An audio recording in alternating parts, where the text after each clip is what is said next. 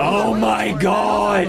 I don't care! I don't care about your mobile games, Pokemon Company! Please! Ooh. That's right, the new Pokemon Presents has dropped along with info about some new Pokemon projects that Game Freak's been working on, and I thought I'd go through them with my patented critical eye. After all, I'm the guy who did a 4-hour review on Sword and Shield, and also the guy who's halfway through a 10-hour review of Pokemon Scarlet and Violet. I still have till the end of this year, I can do it, I swear! Now, if you might have guessed, I don't give a single baloney about the Pokemon Company's 40 billion mobile gambling machines that they call games, but there were two little featurettes in between all the mobile slop that I found quite interesting. Pokémon Champions, and of course, Legends ZA. A Pokemon Showdown-esque battle simulator is something I've been saying the Pokemon Company has needed for a long, long time. Something that has, all of the Pokemon again, and something where you can just, pick what you want to use alongside their items, EVs, IVs, etc. And it's great that they're finally doing that, or at least it seems they're doing that. I'm a little iffy on the details, I guess you could say. It's most likely you won't need a Nintendo Online subscription like with Pokemon Unite. You don't have to have a subscription to play free-to-play games, which would be good. After all, it's on mobile as well.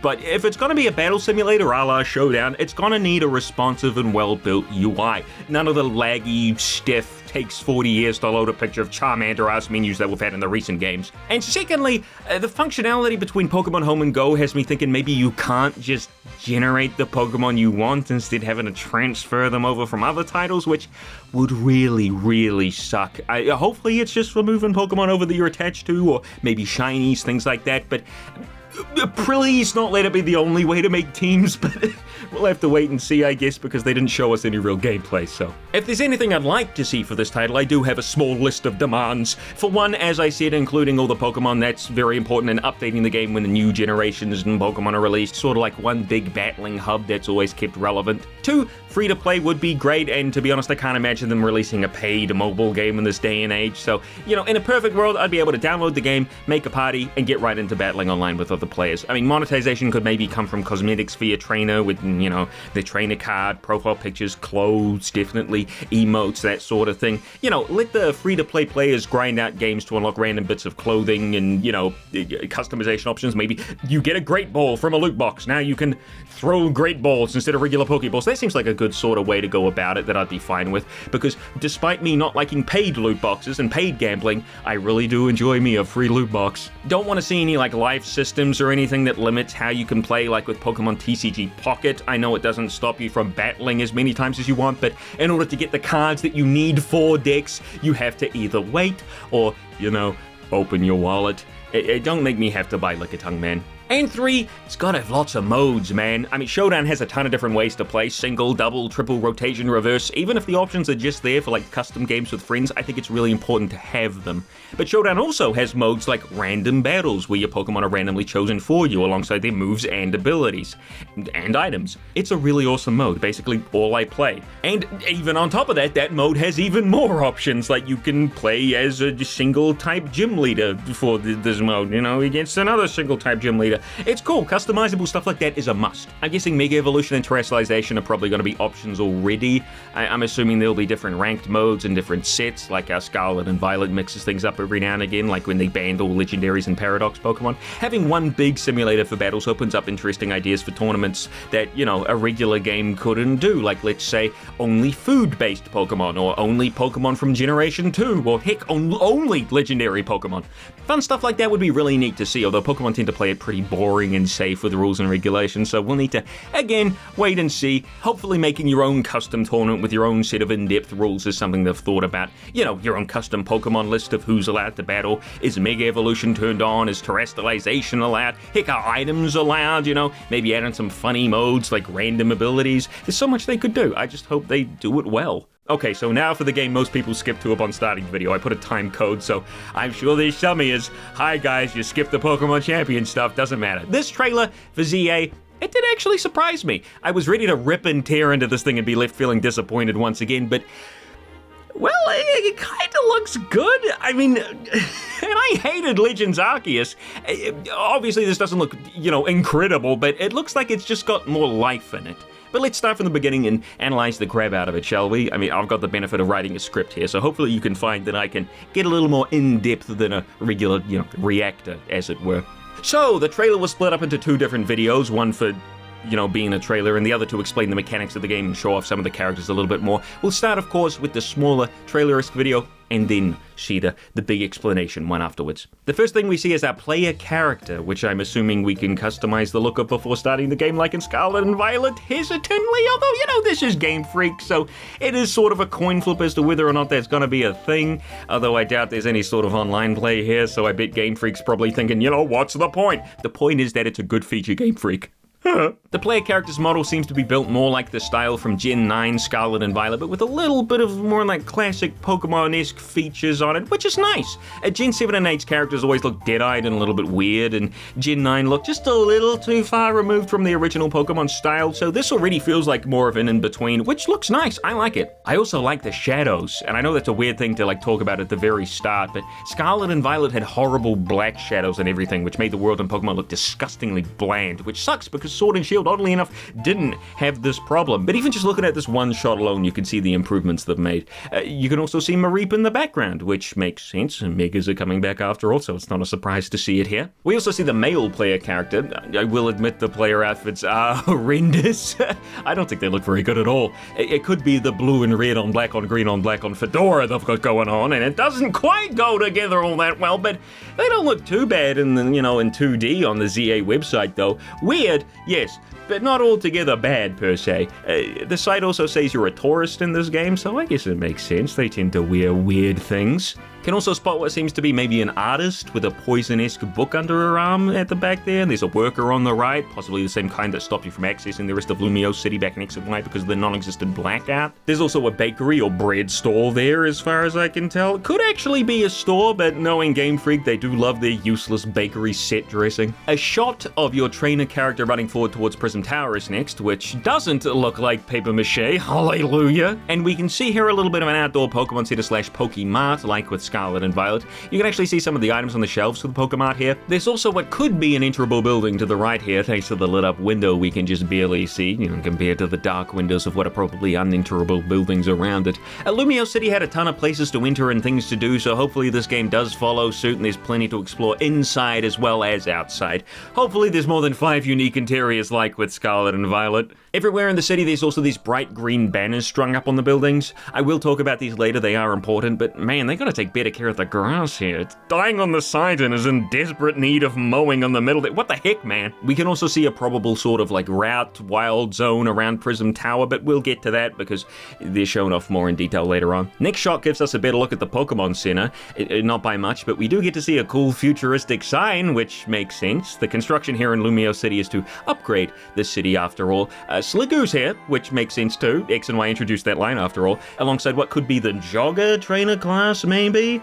It stands out here at least. I was hoping there would be a lot more trainer battles in this game compared to Arceus, which, if the later parts of the trailers are to be taken at face value, seems to be the case, thankfully. Even this one screenshot alone, we can compare the view to a similar shot in Scarlet and Violet, and man, the difference is staggering. Next up's a shot of what seems to be a shopping center. Lumiose and by proxy X and Y were really the whole fashion-centric Pokemon games, introducing character customization, having a whole style rank system in Lumiose alone. Really hope they go hog wild in this game with the clothes and the hair, etc., because anything else would be a huge disservice to the games they're taking inspiration from. Hard not to keep bringing up older Pokemon games, but Legends Arceus didn't really have any player customization, and its clothing and hair was extremely limited compared to something like Sword and Shield. And Scarlet and Violet, of course, did have character customization, but its clothing was limited to 4 outfits and just some accessories, which were also extremely limited. And most of the shop selections were just 4 different options, but copy-pasted 40 times for the different colors. Just give us a goddamn color wheel. It's a little hard to tell what these shops offer, or if there'll be different shops for different fashion ranks if they do end up returning. They've got a whole city to populate after all. Having only one shopping hub would be a hugely missed opportunity and make the city feel so empty. But you can see a few items in the store windows, like some shirts, skirts, pants, which are in all of the windows here except one, which seems to be selling hats. So fedora fanatics, go wild! There are some NPCs walking around, but also some who are just frozen in shock at the prices, I guess. Looks really weird and out of place, and you will continue to see NPCs standing around like this doing nothing throughout the trailers. I hope this isn't like that for the full release, but essentially what you're looking at here is the final product, so. Also wondering if this place is just out in the overworld to walk into, or if it's its own instanced area. I will say the buildings outside look just a little bit funny. could be that this place exists on its own. That's where I'd put my money. And apparently this bright sunlight filling the room, but they've also dimmed the sky outside. I don't know what's up with that. Also, I'm wondering if there's actually going to be interiors to the shops here, or if they're just going to be menus like in Scarlet and Violet. Can't be sure, but we don't see any shop interiors in either of these trailers, so I'm gonna say no, but, it could be that there's a trailer later on that shows off the shops and customization and stuff. There's still time, but, Kalos had a bunch of different clothing stores based on your fashion rank, so it would be a big shame if it was the case that there were no interiors, because that was also a big part of that game. Walking around the fancy store and saying, oh, I want to buy this, and then it's $40 billion, and you're like, oh, this is the fancy shop. I'm not even allowed to purchase stuff here. Classism. Then we see a big old sick sign next to a mother ignoring her child in favor of Candy Crush. Inside these holographic walls are some areas for wild Pokemon that you can capture, acting as sort of routes of the game. And the eagle-eyed of you will notice that the holographic statues next to the entrance are based on the gym statues from older Pokemon games. Neat little touch. We see some Gen 6 Pokemon in one of these pseudo routes. Clauncher hanging out in this actually kinda nice looking water here, a far cry from Legends Arceus paint-like substance. And then Furfrou, which I would imagine they're bringing back the hairstyles for it. Can't imagine that they wouldn't. In fact, it's in some of the artwork, so, they definitely are, which is good, finally. But on the subject of hair, actually, check out the textures. You can see throughout the videos that most Pokemon still have updated textures of some kind, but they're not quite to the degree of the slightly more realistic Scarlet and Violet. In my opinion, they look actually pretty good here. I think that Pokemon games needed a more anime-style look with outlines, personally, but they've never, ever suited the weird, realistic textures in Gen 9. This is just a lovely sort of middle ground where they don't look quite plasticky per se, but there's still some extra detail added in, Furfrou's foot shading, for example, or Aegis/'s shine. Unfortunately, Sandile still looks a little bit weird moving, around just at the top of the muddy sand texture without any, without any extra effects. It probably should have added a bit of moving dirt around it like Diglett has when it moves. And then we finally get to see the starters. Chikorita, Tepig, and Totodile. What a strange combo of Pokemon. 2 from Gen 2, and then Tepig. I mean, I know Cyndaquil was in Legends Arceus, but it just seems a little bit odd that they would pick 2 from Gen 2. But, whatever, I don't really care. I mean, I thought for sure the Gen 6 starters were going to be here, so, they could finally get their own generation's signature gimmick, but no. Thinking pretty hard here, I think the only thing these 3 really have in common, actually, is that they're all pretty unpopular. I mean, maybe this is Game Freak's way of going back and giving these 3 something more interesting. Don't get me wrong, I really like Chikorita and Totodile. Tepig is here. I'm just wondering if there were any, other reasons to bring these 3 in specifically? I mean, maybe their regional/Mega Evolution forms will tie them in with Kalos nicely. I mean, the ZA site seems to focus at least a little bit on the food aspect of each Pokemon. Tepig, a ravenous glutton. Okay, rude. Totodile, a rowdy Pokemon that bites everything. And Chikorita, it's got an evolution that focuses on the bay leaf, a leaf very commonly used in cooking, and apparently the leaf smells sweet, so I'm thinking we might see some food-based regional forms here. After all, that is one of the things you can associate with France, right? I will say so far the graphics are looking better. I haven't seen any mind-boggling problems like in Scarlet and Violet so far. Of course, this is just a cherry-picked trailer, and for all we know, this is the Switch 2 version with the Switch 1 port running like ass. We'll have to wait and see, but just by taking it at face value, even just by looking at this building behind our lady protagonist, it looks better. And it's not just the environments that look better either. I mentioned the Pokemon textures before, but look at the colors on the starters here! A ton of Pokemon have been stuck in a disgusting-looking, desaturated version of their colors since Generation 6, and this game finally seems to be fixing that! Once we see Gengar, then we'll really know. Next up, we've got Tepig running alongside our trainer, and I made sure to triple check this time. Tepig is definitely running at a slower speed compared to the trainer here. Best case scenario, it can speed up to match, the trainer when it gets too far behind, or the more likely story, Game Freak still hasn't fixed following Pokemon, which would be really weird because I'm gonna do a bit of theorizing later on about this feature in particular, and having it still be broken wouldn't really track all that well. We see Totodile sitting in a cafe with the male player character. There's a few things to go over here. One, the sun sun is setting, meaning there's most likely a day and night cycle. Don't look at me like that, this is Game Freak, you never know. But this shot could also maybe mean you can find and buy meals from cafes and restaurants around Lumio City. Back in X and Y you could do this, I think gaining some of those fashion or style points that I was talking about before, and then you can leave a tip, which I think also gave you points. I'm not 100% sure how it works, but the scene could be hinting at that mechanic's return, or better yet, an improved version of that mechanic, which I doubt heavily. Next up is some route gameplay. We can see a Lumio City taxi in the background there, which is for sure our fast travel of the game. I don't see any mounts throughout the trailers, and there really might not be any. Instead, maybe leaving the movement to just running around and taxiing, which would be unfortunate unless they bring back the roller skates, another great part of X and Y.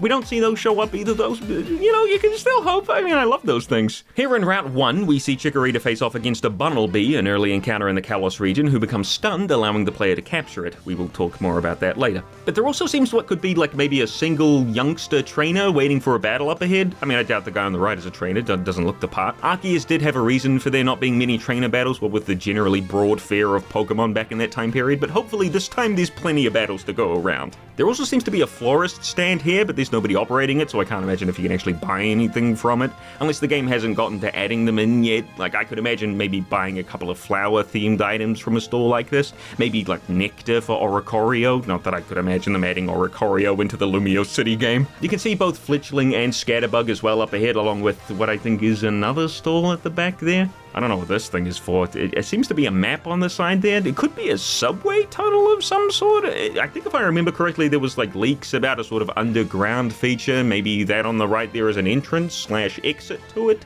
Looks too out of place and important just to be there for decoration. Next up, we see our player character teleported onto a rooftop.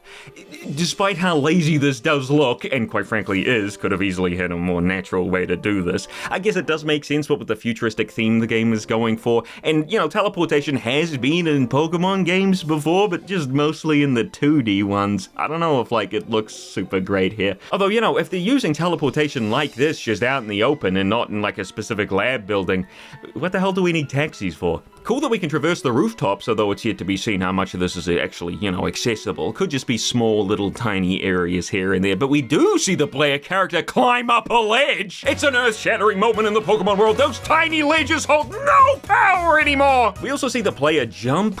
Could be an input, could be like an Ocarina of Time and be automatic, we'll just have to wait and see, and then also glide with their Rotom phone for a bit, and then I guess double jump onto a different rooftop? So why not just use the Rotom phone to get you up in the buildings then? Either way, more expansions to the player's moveset is always a plus, and, this can lead into more creative exploration, which is a big plus as well. We'll just have to see how they utilize this feature. Next up is our first look at the new rival/friendly friend who is your friend, who has the most gorgeous hair color. Please allow for us to get a nice gradient for our hair too, Game Freak. We literally have the same hair. In fact, I think we are the same character as the rival, just, with different clothing and hair. He sends out the starter weak to the players here, so it's fair to say he's the tutorial fight, but then we see the Pokemon running around mid-battle. Mind blown. If it's anything like Legends Arceus and you can still get hit by moves, this means that the battles are going to be even more hectic. I mean, you can see the player run out of the way of this Tepig's flame wheel here, and it misses Totodile too, by the way, meaning this running around shtick isn't just for show. There's a shot of Pyroar using Flamethrower while the player dodges away, confirming the dodge roll, and that you can still be hit by other Pokemon's moves. Great stuff. Out of all the things that Arceus did do, I thought that was by far the best addition. Lucario's running by too, actually, and that made me think. Chikorita was out, before with its trainer, Tepig was running around too, and now Lucario? What if your Pokemon is always out with you and it just allows for seamless transitions into battles? Instead of bringing your Pokemon back in like in Scarlet and Violet when they're already out, now you can just kind of command them to attack and they run over? That'd be pretty neat, and I really do think that might be what they've done here. Then of course we get our Mega Evolution Showcase. The way they've slapped the bracelet onto the player here does give me hope for a wide variety of customization. It's probably so far off the wrist because of, other sleeves from clothes that might have clipped into it otherwise. That makes the most sense to me anyway. And the backdrop goes dark so they can hype up Lucario's Mega Evolution, which then they show off some others too, including the ones from Omega Ruby and Alpha Sapphire, so I think it's pretty clear that every Mega Evolution is returning, maybe aside from something like Mega Rayquaza, at least in the main story I'd imagine. We get a few shots of Mega Pokemon using moves, but it's nothing to go into too much depth over, unless you want to talk about the fancy rainbow color effect that is surrounding the Pokemon on the outlines of them. You can see it a little bit more clearly on the ZA site screenshots, except for Altaria. I guess Altaria doesn't really deserve it. We get a shot of the female male rival, and yeah, these two rivals look way better than our player character. If not just for their fashion sense. The site says that they're called urban and tawny, and also, confirms that if you're playing as a dude, you get the female rival and vice versa. Would have been nice if we had the choice, but, I get it if we were actually the same character with different clothes and, a different hair color. Also get to see the text boxes here if you were interested in seeing what they look like. We see the whole UI later on, but not these, so... well, here you go. We get a shot of the building the player was battling in front of before. It seems to be a hotel of sorts, but we'll talk about that later. We also see a couple of new characters. We've got a lady and her bodyguard, I think he is, and then, of course, there's AZ here, along with his Floette, and the last shot shows off dog form Zygarde, which...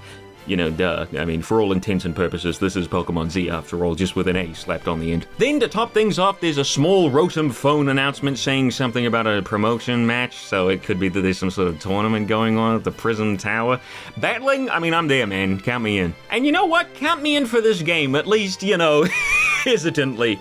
As I said, I was ready to tear into this thing, but hey, even from this short trailer alone, I could tell there was a lot of improvement from the last couple of games. Granted, again, it's not hard to improve on them. We're talking about a game that, was not even halfway finished last time, so it's great that the Pokemon Company decided to go a little bit more in depth and gave us a second trailer so we can see really what we're getting into. Pokémon Legends ZA is a new title in the Pokémon series. No way! This video does confirm that the entire game takes place in Lumio City, and it's not a bad thing by any means. I mean, you just have to fill up the city with plenty of content. For example, Scarlet and Violet, sorry to keep going back, but I mean, it bears repeating, had a big open world, but nothing to do in it, so having a big open world doesn't immediately make a game better, just like having a game take place in one area isn't immediately worse. For a game like this in particular, they're gonna have to work really hard to make areas feel unique and interesting compared to the rest of the city. I mean, if every place looks the same, it'll get old really fast. The website, again, going back to the website, seems to show a 4 or I think 5, I'm pretty sure that's pink, unique areas which are color-coded, so that's probably where you'll find the major differences. Holy shit, is that Patrat? This is where the green wall banners from before come in, actually. I realized later on that there's purple ones on some buildings, and they're absolutely to let you know which area you're in the city, which means most likely we begin our adventure in the green section. Hopefully this doesn't mean that all the places in the city look super familiar, with the only real discernible difference being the banner colors, but we'll have to wait and see. We get to see more of that shopping center from before. I mean, didn't realize that some of the clothes in the windows were actually holograms. That makes sense, I guess. And we can see what I think is the entrance over there on the left there, although I suppose it could lead to another area in the center down here. Although I just had a thought, maybe this area is part of the underground we were speculating about before, and it branches off from here into, under the city? Could be. Could be. This video shows off a few more Pokemon and locations. Don't worry guys, Vaporeon got in! And it's also in this video where we get to see more of the Pokemon Center / Mart from before. Is that an anti-homeless bench? The Pokemon Center looks nice. A little barren though, don't you think? Couldn't have added some more shelves or a poster or something maybe? The new Nurse Joy outfit is a little hard to see thanks to the game running at a native 144p, but I'm sure it's nice as well. Also, the hologram outside the center's changed to a Revive, so that could be advertising the wares you can buy inside, or maybe it's just a representation of how the nurse will revive your Pokemon. I mean, it doesn't really matter, I guess. The dude outside looks to me like either a taxi driver, the caps were blue after all, or a mystery gift guy, or what's, more likely, you buy items from him. Although if he's the Pokemon, it's kind of weird that he's just standing outside. Could be he's like the guys out in the overworld in Sword and Shield with particular items you can only get from them, maybe? We see a little bit more of the urban redevelopment going on in the city. He's back! As well as seeing somebody as a hologram. X and Y did have the Holocaster, so I can only guess this is like an upgraded version of that. That is a very big Pikachu. Oh, Alpha Pikachu! Actually, they don't show off any Alpha Pokemon in this trailer, but I do hope they make a return, or at least something similar to that, because, again, that was another thing that Legends Arceus did that was interesting, so. More people just sort of standing blankly. Dude, you're in the middle of the street, come on. Got a shot of some kids with some Pokemon in front of it. Ooh. Aegislash is here, of course, I mentioned him before, another Gen 6 Pokemon, and it has a lovely shine on its body. Doesn't go overboard like I sort of felt Gen 9 did with shiny Pokemon. This looks very nice. Trubbish and Garbodor are back. Eevee gets a special spot because of course it does. A few more shots here, nothing too crazy. Shows up the starters again, which seems to be happening right in front of the train station. That's what that is back there. So what I'm imagining is that you encounter the 3 starters pretty nearly immediately upon your disembark, and then they lead you to the hotel. That's my guess at least. They go over them a little bit more. Tepig, of course, getting the pleasure of standing in front of the world famous 1 inch above the ground restaurant. That building from before actually pops up. The one I wasn't sure if it was enterable or not. Still got no idea. It's got stuff in the windows, but I mean, who knows? This is still Game Freak we're talking about, right? The player and Chikorita run past the 1 inch above the ground restaurant, and just by judging how there's an NPC standing outside the door, it might mean that there's no interior to see, or it could just be for the tutorial area. I mean, they wouldn't want you going inside just yet. That makes sense too. I don't want to start doom posting about interiors in Pokemon games just yet, but I also don't have much to work off of going by the last few games. Figure out also, at this point, mention the exteriors.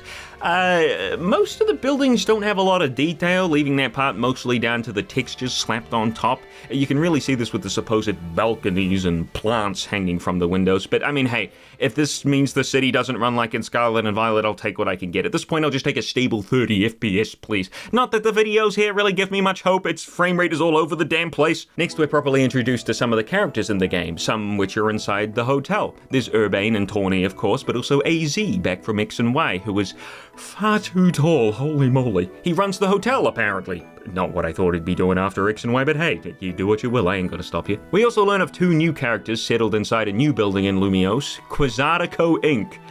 Palm trees. That's strange to see. Palm trees in France, is that normal? Maybe Quasartico is from Alola? I mean, they certainly give off Aether Foundation vibes. Here, apparently, they're the ones working on the redevelopment program. That right there is Jet, the CEO of Quasartico, gives off villain vibes a mile away. First of all, that design, and secondly, CEO? There ain't one good-natured CEO in all of existence. That bitch is bad. And Vinny, her secretary, is also here, but let's be honest, her bodyguard too, it looks like. If you do look closely, you can see both a Pancham and Binary hair accessory there up on the top of his head, which doesn't feel super villainous to me. Maybe he's a good guy, or maybe Jet isn't actually evil. Who knows at this point? From what I can gather alongside all the snippets of gameplay, you seem to meet either Urbane or Tawny alongside the starters outside the Lumiose train station. Head over to the hotel, which has a lovely theme, by the way. Love the wallpaper here. Meet AZ and Floette, and then pick your starter and have a battle with your opposite gendered rival outside. Or maybe you pick your starter before going to the hotel. It doesn't really matter. What I'm also guessing is that there will be an overarching quest about working with Jet in the redevelopment program, which seems to be the logical reason you're out and about in the city. But there could be some past versus future theming going on here. I know we just explored past and future themes in Scarlet and Violet, but that was really one or the other depending on what game you played. I mean, for example, AZ's hotel seems to be pretty vintage and hidden away from the futuristic development of the city. Could be that he's worried they'll take it too far and lose the Colossian culture or something. I don't know. It would give him something to do and, give him a sort of stake in the story, maybe. I know I'm probably way off. I'm just giving my half-assed thoughts shape on paper here. Then the trailer shows off more of those wild zones accessible throughout Lumiose, and from what I can see, they're definitely not as seamless as just walk inside. It looks like there's some sort of door you gotta click on to get in, and your character will awkwardly and kind of stiffly jolt themselves inside. I'm 99% sure I can hear the classic Pokemon menu sound effect right before he goes in. Habitats where they can. Honestly, a little bit worrying if they couldn't even get the zones to just be simple areas you could easily walk in and out of, instead, forcing you through a well, I don't want to say cutscene, but definitely some sort of transition. We do get a look at the UI here, mostly all just normal stuff, mainly carried over from Arceus with a few changes here and there. Thankfully, I think the minimap is running at a higher frame rate than Scarlet and Violet's 2, but there's now a catch chance meter next to the wild Pokemon that lets you know how likely you are to catch it if you throw a ball. Sort of like Pal World. Looks like you can find wild Pokemon up on the roofs as well. No idea how Flaffy got up here. Maybe used the teleporter. But here we can see that the vision icon is back at the top there, letting you know if a wild Pokemon can see you, which, okay, cool. But hey, check it out. You can now catch Pokemon that you've knocked out. They go all dizzy, and then you can throw a ball. I'm assuming they don't stay like this forever. If I had to guess, once they get to this state, you probably only get one shot, one throw before they faint properly. But even if it is like that, that's pretty cool. I mean, especially for a game like this all about just kind of hucking balls around without much care. We also see that Chikorita has the move Disarming Voice, which is Fairy type. Didn't have any Fairy type moves before, so I think we're looking at a Fairy type regional form here. Well, either that or a Mega Evolution. I would prefer the regional form, to be honest. At least then it's always available to come back in future games. The minimap here also shows us the route number, along with what I'm going to assume is the difficulty of catching Pokemon in said route. The route number goes grey when Chikorita is battling the Flaffy here, so maybe there's some sort of functionality with it that they haven't shown off yet. Could potentially just be the quick travel, though. I will say, though, they probably need to sort out the order of operations on the right there. Chikorita using Razor Leaf on Chikorita ain't a good look. I mean, I know it's for the Thundershock, but, you know, come on. Maybe even just put, like, a Thundershock was not very effective on Chikorita. It's not too difficult. We also see that there's a ladder. Again, why the teleporters then? And yeah, I mean, it looks like Chikorita sticks around after the battle. My always following Pokemon theory might be true after all. Next up, we see the new battle system properly, and man, this was a shocker. This is almost exactly what I've been wanting for a Pokemon game for years. Each of the 4 moves are assigned to A, B, X, and Y, and pressing those buttons, your trainer will send out a command to your Pokemon, shown as a circle on the ground that travels over to them. And then your Pokemon will, well, do that attack. I have no idea if the Pokemon just kind of run around randomly or not. Maybe it has to do with, like, natures. Like, if you've got a bold nature, maybe they run at the opposing Pokemon. Oh, Legends Arceus didn't actually have natures, though. Or items. Or abilities. Or, like, IVs and EVs and things. Oh man, that is something I didn't even think about. That sucks. I hope this game does not do that, for the record. Either way, ignoring that for a second, there might be specific, like, modes maybe you can tell your Pokemon to do, like, hey, follow me, or be aggressive, or be evasive. Maybe, maybe not, probably not, I'm just spitballing. But now, check it out, moves like Protect, as shown with Lucario here, need to be activated on time in order to protect against the Pokemon, you know, move that they're up against. That's pretty cool. And moves like Stealth Rock have also been reworked to now act as like a real arena hazard, staying up in the air and damaging the Pokemon that walk into it. Man, Talonflame can't catch a break even 12 years later. Poor guy. You can even swap out your Pokemon mid-battle to dodge attacks, which I'm assuming is on a sort of cooldown. Mega Evolution is shown off in battle, with the form lasting until the bottom right meter runs out, I'm assuming, and each of the Mega Evolved Pokemon's moves being powered up, as shown by the symbol next to the names of said moves. Don't really know what the symbol is, though. Either way, the moves effects all look pretty cool. No complaints coming from me about those. And some moves seem to be area of effect, with what, you know, the Trebuchet around Garbodor taking damage from Mega Kangaskhan's Bulldoze here. Maybe that's what Mega Evolution does, actually. You know, upgrade your moves in unique ways. Maybe Bulldoze's area of effect expands much further when Mega Evolved, or it could be that it doesn't even have an area of effect until it's Mega Evolved. Funnily enough, we're going back to talking about stalls for a second. We see here that there's another food stall with a Swirlix illustration eating what appears to be the same bread that was on the first bakery stall we saw. I'm thinking that food might play a role in this game that is larger than just, you know, healing status effects. Could be a mechanic based around food in general and giving it to your Pokemon, or maybe there's some sort of, you know, curry cooking or sandwich making. That would be neat to see. Now, we do see some Pokemon hanging out in the Lumiose River, meaning there might be hope for mounts yet, or, I mean, how else are you going to catch these guys? But hear me out, inflatable roller skates. As the video wraps up, there are a couple of more things to mention. Firstly, we see somebody's apartment, which I'm going to say is definitely either Luca's or more likely Emma's, who is a character associated with Luca from the side quest in X and Y. In fact, by the end of that side quest, she's the head of the Luca Bureau, the messy desk from hours of detective work, the conspiracy corkboard, the similar but not the right color of Luca's iconic coat. It leads me to believe that we're looking at Emma's over Luca's apartment here. And to top it off, really just cement this in, there's a picture of Esper on the desk there, which is a Pokemon that Emma owns called Mimi. So she's definitely popping up, and man, I can't actually believe I put all this together. I'm usually terrible at stuff like this. We do see a Zygarde cell on top of a building as well at the end here, so we're probably set to collect those again, which doesn't surprise me. And then the final shot pans over what seems to be the roof of the hotel and what I can only assume is the player's balcony. They really are following the French customs. And that's that! That's everything I could figure out on my own about the Legends ZA trailers. Honestly, I think the game was looking kind of exciting. I mean, I'm not gonna get my hopes up too high. This is still Game Freak, creators of Scarlet and Violet. And, you know, if Arceus is anything to go by, as I said, they got rid of a bunch of important stuff that really added depth to the game, like items, abilities, EVs, IVs. I just really hope they don't do that again here, although I'm not holding my breath. But overall, I'm very hesitantly looking forward to playing Legends ZA. I don't know, it's harder to spot horrendous problems in the trailers here, like whether that be due to the studio actually improving or whether they've just gotten better at hiding the game's issues. 3 FPS windmills, anybody? You know, is up for debate, but again, time will tell. If I really had to put money on it, I'd have to bet against Game Freak, because of course I would, but I'd love for them to prove me wrong. That'd be stellar. Please let me know if you caught something in here that I didn't. I went through these videos for like 5 hours straight, so by the end of it, my brain was screaming at me to stop. And let me know what sort of mega evolutions you'd like to see added. For me, again, definitely the Gen 6 starters. They need something, man. Alright, bye.